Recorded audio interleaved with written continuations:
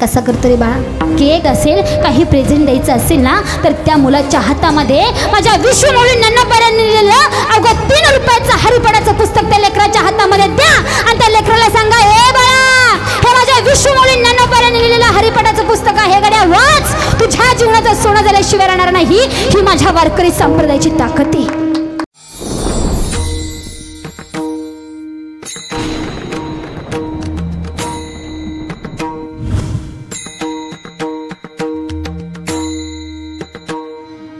जीवन जगत असताना असं जीवन जगायचं कडे, असं जीवन जगायचं की ते खूप बरं सांगतात की तुका म्हणे एका मरण्याची सरी उत्तमची उरे कीर्ती मागे. दादा, अरे जीवन जगत असताना असं जीवन जगायचं, असं जीवन जगायचं की अरे आपण मेलो ना तर आपल्यासाठी इतरांच्या डोळ्यामध्ये पाणी नाही, आयुष्यभराची कमाई गडे, असं जीवन जगायचं. कारण life is not once more. कुठेतरी आपली कीर्ती पाठीमागं उरली पाहिजे, असं जीवन जगायचं. कारण ऐका ना गडे, ऐका ना. अरे अरे अरे तुम्ही किती जीवन जगता याला खऱ्या अर्थानं महत्त्व नाही दादा. अरे तुम्ही किती जीवन जगता याला खऱ्या अर्थानं महत्त्व नाही दादा, परंतु तुम्ही कसं जीवन जगता ना याला खऱ्या अर्थानं महत्त्व आहे. म्हणून हॅप्पी लाईफ जीवन जगायचं गड्या, आनंदी जीवन जगायचं. परंतु ऐका ना, अरे आज या ठिकाणी प्रत्येक माणसाला गर्व झालाय, प्रत्येक माणसाला संपत्तीचा गर्व झालाय. अरे आज या ठिकाणी प्रत्येकाला असं वाटतंय गड्या की अरे माझ्या का बंगला आहे, माझ्या का गाडी आहे, माझ्या का पैसा आहे, म्हणजे या बाजारपेठेतला सगळ्या श्रीमंत पठ्ठ मी. अरे हट, कोण खाते तुझ्या श्रीमंतीला? अरे ऐका ऐका ऐका, या ठिकाणी कितीही भला माणूस असू द्या, कितीही मोठा राजा असू द्या, एकदा का आलं ना की प्रत्येकाला जावं लागते. मग अरे गर्व कसला करता या ठिकाणी? कसला गर्व करता? सांगून जाईल मी या मानवाला, सांगून जाईल मी या माणसाला, ए गर्व करायचं नाही कडे, गर्व करायचं नाही. मानवा तू विसरू नको तुझ्या सत्यनीतीला, हो मानवा तू विसरू नको तुझ्या सत्यनीतीला. अरे गर्वाना तू भू नको आपल्या या छातीला, तुझ्या परी तुझ्या परी भले भले मिळाले या मातीला, तुझ्या परी भले भले मिळाले या मातीला, तुझ्या परी भले भले मिळाले या मातीला, तुझ्या परी भले भले मिळाले या मातीला. मानवा तू विसरू नको तुझ्या सत्यनीतीला, गर्वानं तू फुगू नको आपल्या या छातीला. मानवा तू विसरू नको तुझ्या सत्यनीतीला, गर्वानं तू फुगू नको आपल्या या छातीला. तुझ्या परी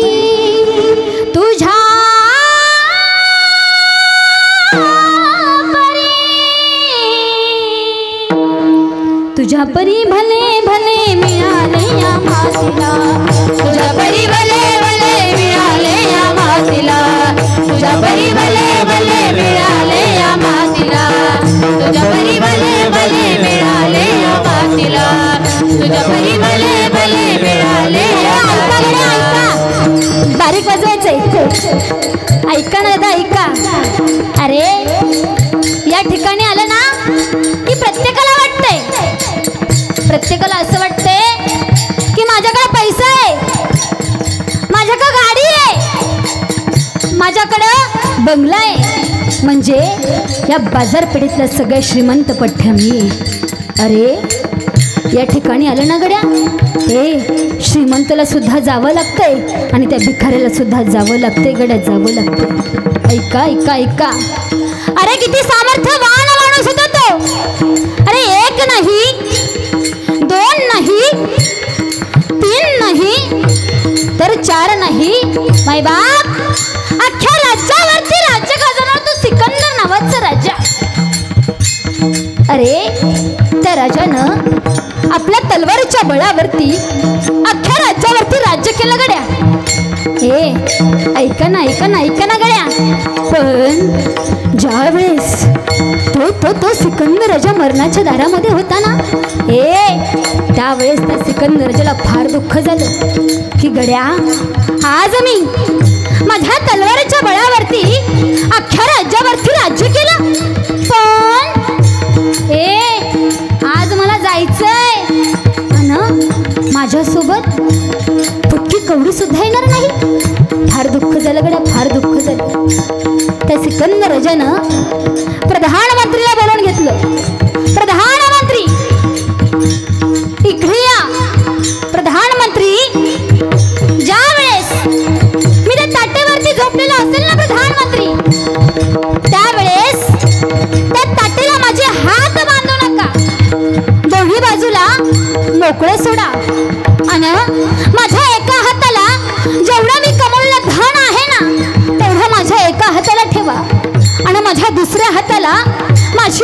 बायको नातेवाईक सगळे सोयरे प्रधानमंत्री तुम्ही स्वतः सेनापती उपसेनापती तुम्ही स्वतः एका बाजूला अन मग माझी अंतयात्रा घेऊन चला गड्या.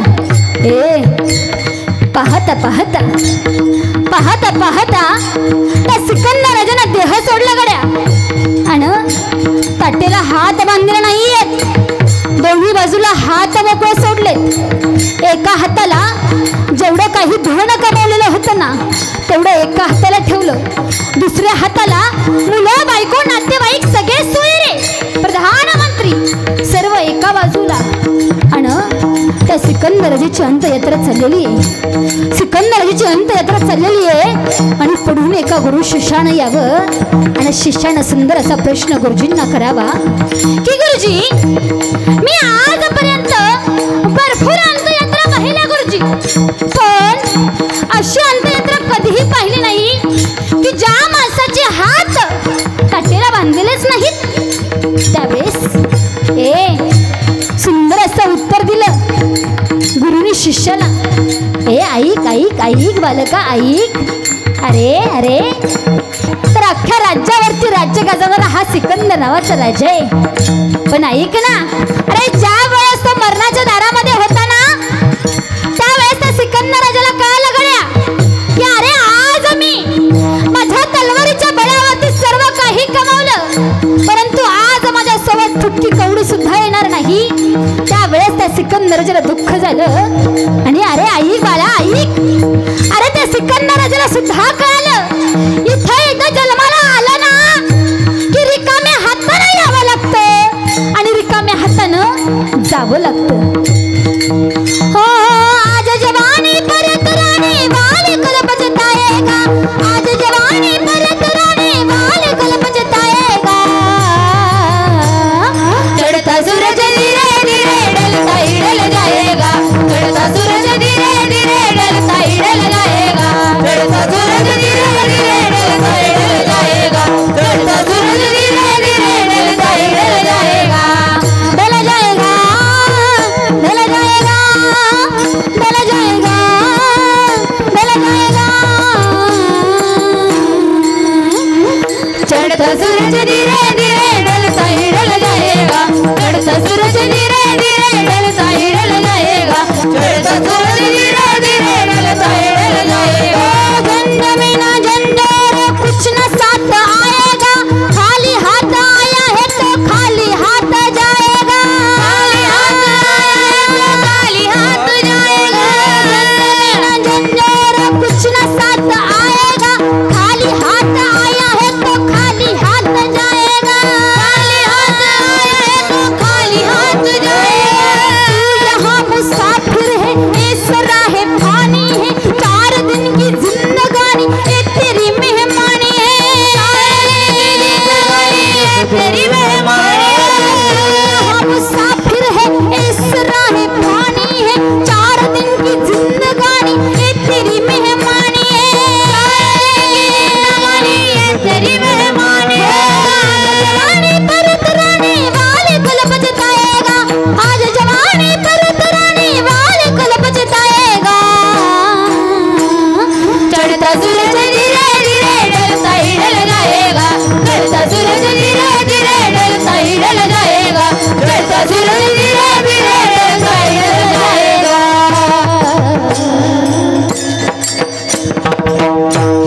माय बाप सांगा ना मला, तुम्ही सांगा ना. अरे कितीही कमवलं आज या ठिकाणी, कितीही कमवलं फुटका मणी आपल्यासोबत येतोय का हो? येतोय का? मग गर्व कशापायी करायचा? अरे गर्व करायचा ना आपल्या कलेवरती गर्व करा. अरे एखाद्याची बराबरी करा, परंतु त्याला पाठीमागं नाव काढू नका, त्याच्या पाठीमागं हसू नका गड्या, एवढं लक्षात ठेवायचं. एखाद्याची बराबरी करून दाखवायची, मग तुम्ही जिंकलात गड्या. असं जीवन जगायचं, हे हॅप्पी लाईफ जीवन जगायचं, आनंदी जीवन जगायचं. कारण life is not once more. हे आयुष्य पुन्हा आहे का बाबा? आहे का? हे आयुष्य पुन्हा जगता येतं का? नाही गड्या. म्हणून आनंदी जीवन जगायचं, हॅप्पी लाईफ जीवन जगायचं. कोणासारखं? त्या फुलपाखरासारखं. मला सांगा, फुलपाखराला किती दिवसाचं आयुष्य आहे? 1 वर्षाचं? 5 महिन्याचं? 1 महिन्याचं? नाही नाही गड्या. अरे 1 वर्षाचं नाही, 5 महिन्याचं नाही, 1 महिन्याचं नाही. अरे ऐका ना, ऐका ना. अरे त्या फुलपाखराला ना फक्त आणि फक्त 14 दिवसाचं आयुष्य असतं. परंतु बघा ना, ते फुलपाखरू ना त्या 14 दिवसामध्ये आपला प्रत्येक क्षणाचा आनंद घेत जीवन जगतं. मग जीवन जगायचं कोणासारखं जगायचं? त्या फुलपाखरासारखं जीवन जगायचं गड्या. आनंदी जीवन जगायचं, हॅप्पी लाईफ जीवन जगायचं. आनंद या जीवनाचा सुगंधा परी दरवळावा. आनंद या जीवनाचा सुगंधा परी दरवळावा. पाव्यातुनी सूर जैसा ओठातुनी ओघळावा. पाव्यातुनी सूर जैसा ओठातुनी ओघळावा. आनंद या जीवनाचा सुगंधा परी दरवळावा. आनंद या जीवनाचा सुगंधा परी दरवळावा. आनंदी जीवन जगायचं गड्या, हॅप्पी लाईफ जीवन जगायचं. पहा, अर्थशास्त्राचा सिद्धांत आहे की जी वस्तू बाजारामध्ये जास्त प्रमाणात विकली जाते ना, त्या गोष्टीची किंमत ही कमी असते. म्हणून काहीतरी वेगळं बना. अरे ब्रँडेड वस्तू घालून मिरवण्यापेक्षा स्वतःचं व्यक्तिमत्व एवढा ब्रँड बनवा की अरे आपण जी वस्तू घालेन ना ती ब्रँड दिसली पाहिजे. कारण अरे माणूस साधा असला तरी चालतं हो, परंतु माणसाचं व्यक्तिमत्व मात्र हे ब्रँडच असलं पाहिजे. असं जीवन जगायचं गड्या. अरे प्रत्येकाच्या लाईफमध्ये काही ना काहीतरी टेटस असलं पाहिजे. काही ना काहीतरी प्रत्येकाचं स्वतःचं टेटस असलं पाहिजे. माझं स्वतःचं एक टेटस आहे आणि ते मी तुम्हाला सांगणार आहे आणि ते तुम्ही निश्चित घरी घेऊन जायचे गड्या, निश्चित घरी घेऊन जायचे. ऐका ना, जीवनामध्ये जगा वेगळं काही करायचं असेल तर, जीवनामध्ये जगा वेगळं काही करायचं असेल तर जगा वेगळा. समजलं? परत आहे का? अरे जीवनामध्ये जगा वेगळं काही करायचं असेल ना गड्या, तर जगा वेगळंच माणसानं जगलं पाहिजे. अरे प्रत्येकाच्या लाईफमध्ये टेटस असलं पाहिजे. आज या ठिकाणी तरुण मुलं आहेत, तरुण मुली आहेत. सांगून जाईल ताई मी तुम्हाला, सांगून जाईल मी दादा तुम्हाला. अरे आज आपण आपलं स्वतःचं टेटस बनवलं पाहिजे. आज अरे आमची तरुण मुली मोठमोठे हिरोचे टेटस आपल्या व्हॉट्सअपवरती ठेवतात, मोठमोठे हिरोचे टेटस आपल्या व्हॉट्सअपवरती ठेवतात. सांगा ना दादा तुम्ही मला, अरे का ठेवायचे आपण त्यांचे टेटस? का ठेवायचे आपण त्यांचे टेटस? अरे आपला स्वतःचा असा टेटस बनवा की अख्ख्या महाराष्ट्रानं आपल्या टेटसला ठेवला पाहिजे. असा स्वतःचा टेटस असला पाहिजे गड्या. अरे आज या ठिकाणी तरुण मुलं आहेत. दादा सांगून जाईल मी तुम्हाला गड्या, ऐका ना. अरे हे आयुष्य पुन्हा नाही आहे गड्या, म्हणून हॅप्पी लाईफ जीवन जगा. कारण मी सांगितलं life is not once more. म्हणून आनंदी जीवन जगायचं गड्या, मस्ती जीवन जगायचं, रुबाबात जीवन जगायचं. अरे कपडेच घालायचेत ना, मी म्हणते 10 हजाराचे ड्रेस घाला. अरे गळ्यामध्ये लॉकेट, हातामध्ये घड्याळ. अरे फोनच वापरायचं ना, मी म्हणते आयफोन घ्या गड्या. अरे बुलेटवर फिरा. आपला मित्र जर शेजारी असेल ना तर मित्रांना आपलं अनुकरण केलं पाहिजे. बाज गड्या. जगायचं ना तर ह्याच्यासारखं जीवन जगायचं, राहायचं ना तर ह्याच्यासारखं राहायचं, आणि बोलायचं ना तर ह्याच्यासारखं बोलायचं. आपलं अनुकरण आपल्या मित्रानं केलं पाहिजे. असं जीवन जगायचं गड्या, मस्तीत जीवन जगायचं, हॅप्पी लाईफ जीवन जगायचं. कारण हे आयुष्य पुन्हा नाही आयुष्य पुन्हा नाही आहे गड्या. दादा ऐका गड्या, ऐका. अरे मी सांगते तुम्हाला, मस्तीत जीवन जगा, आनंदी जीवन जगा, हॅप्पी लाईफ जीवन जगा. दादा ऐका. अरे निश्चित जगा, निश्चित आनंदी जीवन जगा, मस्तीत जीवन जगा.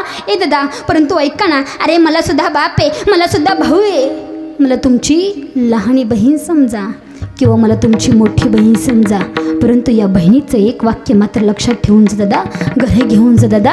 अरे हे मस्ती जीवन जगत असताना, हे आनंदी जीवन जगत असताना तुमच्या ह्या देहाला, तुमच्या ह्या शरीराला कुठल्याही प्रकारचं व्यसन लागून देऊ नका दादा, कुठल्याही प्रकारचं व्यसन लागू देऊ नका.